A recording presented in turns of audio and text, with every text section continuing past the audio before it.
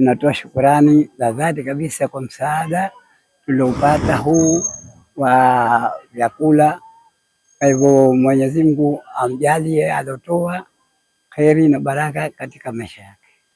Naomba na taasisi nyingine na wao wajitokeze kuja kutuletea misaada kama hivi, kwa sababu huku sasa hivi kuna wajane, kuna wenye waume ambao walikuwa waume wadhaifu, kuna watoto yatima, maskini wapo wengi. Kwa hiyo waje watusaidie na sisi angalau ile tupate kufarajika. Kuna wasiwasi tutakuwa tuna iftari ya kutosha ndani ya majumba yetu.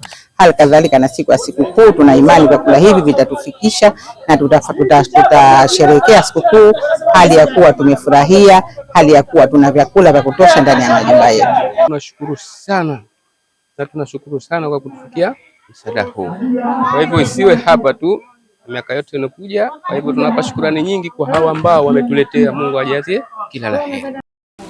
Jumuiya yangu ya Zido tupo katika muendelezo wa kutoa sadaka za mwezi mtukufu wa Ramadhani. Leo tupo katika kijiji cha Kikungwi. Zaidi ya familia 200 zimenufaika kwa kupata sadaka hii ya leo. Endelea kugawa sadaka hizi Unguja na Pemba. Hili ni kutokana na agizo ambalo tumelipata kuunga mkono jitihada za Serikali ya Mapinduzi na kuunga mkono jitihada za viongozi wetu. Tunatoa sadaka hii ya mwezi mtukufu wa Ramadhani kwa kila mwaka.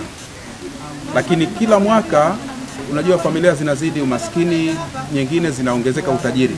Kwa hiyo tunakwenda vijiji tofauti. Mara hii tumekuja Unguja na Pemba. Leo tumerudi tena Unguja, tunamalizia mwezi mtukufu wa Ramadhani.